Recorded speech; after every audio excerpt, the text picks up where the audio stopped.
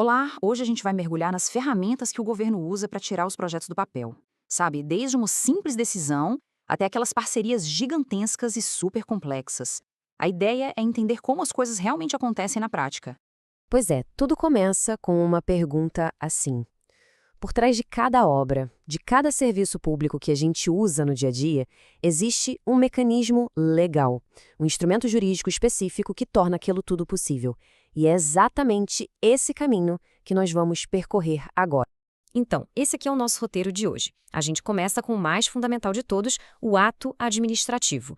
Depois vamos subindo a escada, passando por contratos, concessões, até chegar nas famosas parcerias público-privadas, as PPPs. Vamos entender a lógica por trás de cada uma delas, passo a passo. Ok, vamos lá. Primeiro ponto. Absolutamente tudo que o poder público faz começa com uma única e poderosa ferramenta. É o ponto de partida para qualquer ação do governo. Não importa se é algo pequeno ou um projeto gigantesco. Pense no ato administrativo como a manifestação do poder do Estado.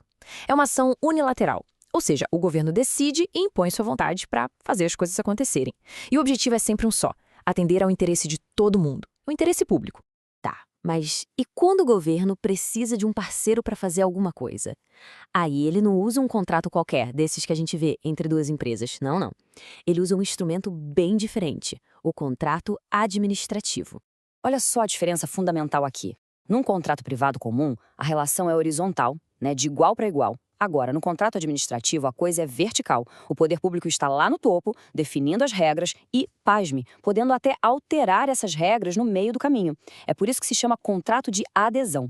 A empresa privada, no fundo, basicamente concorda com os termos que o governo impõe. Vamos avançar um pouco mais, porque a coisa vai ficando mais complexa. Às vezes, o governo não quer só comprar um produto ou contratar um serviço pontual. Ele quer delegar a operação inteira de um serviço público para iniciativa privada. E isso é o que a gente chama de concessão. É só pensar no transporte público ou no saneamento básico da cidade. O governo basicamente entrega a gestão completa para uma empresa e essa empresa passa a ser a responsável por prestar aquele serviço diretamente para a população. E aqui está o pulo do gato. No modelo de concessão tradicional, o serviço precisa se pagar, precisa dar lucro. A empresa investe, opera e o pagamento dela vem direto das tarifas pagas por quem usa o serviço. O risco é todo dela. Se o negócio não for rentável, bem, o problema é da empresa. Só que isso nos leva a um problema bem sério. Esse modelo de concessão comum tem um limite muito claro, que é justamente essa necessidade de ter lucro. Exatamente. O que acontece quando um serviço é essencial para a população, mas simplesmente não tem como ser lucrativo? Nenhuma empresa privada vai querer pegar. É a tal da falha de mercado. O governo precisa que o serviço exista, mas o modelo tradicional de concessão não funciona para isso. E é justamente para resolver esse tipo de dilema que surge uma solução mais moderna, mais flexível: as parcerias público-privadas, as famosas PPPs. A grande virada de chave aqui é essa palavra, compartilhamento. Nas PPPs, o governo não joga todo o risco nas costas da empresa. Não, eles se tornam parceiros de verdade, dividindo os custos, os riscos, para conseguir viabilizar projetos que de outra forma jamais sairiam do papel.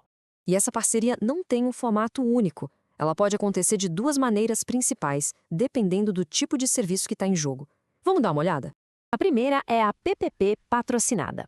Ela serve para aqueles serviços que até geram alguma receita com tarifas, mas não o suficiente para fechar a conta. Lembra daquela linha de ônibus para o vilarejo? Então, as pessoas pagam a passagem, mas para a coisa toda parar de pé, o governo entra com um complemento, um patrocínio, garantindo que o serviço continue existindo. O segundo tipo é a PPP administrativa. Aqui a lógica é bem diferente. Não tem cobrança de tarifa de quem usa, ou então o próprio governo é o cliente final. Por isso que tem gente que chama de falsa concessão. Na prática, o governo paga 100% do valor para uma empresa privada entregar um serviço de graça para a população. Um bom exemplo seria a gestão de um hospital. Ok, depois de ver todos esses conceitos, vamos amarrar as pontas e conectar tudo isso com o mundo real, com o nosso dia a dia. Esse quadro aqui resume tudo de forma bem clara. A construção daquela escola nova no bairro, contrato administrativo. A conta de água que chega todo mês, uma concessão. Aquele metrô com uma tarifa mais barata, mais acessível, provavelmente uma PPP patrocinada. E um hospital novinho, em folha, moderno e gratuito. Tem tudo para ser uma PPP administrativa. Ou seja, esses instrumentos estão por toda parte o tempo todo. E por que a gente ouve falar tanto de PPPs ultimamente? Bom, é uma combinação de fatores. Os governos estão com menos dinheiro em caixa para investir, ao mesmo tempo em que precisam da eficiência do setor privado. Além disso, a sociedade está cada vez menos tolerante com serviços ruins, e as PPPs surgem como um caminho para destravar grandes projetos.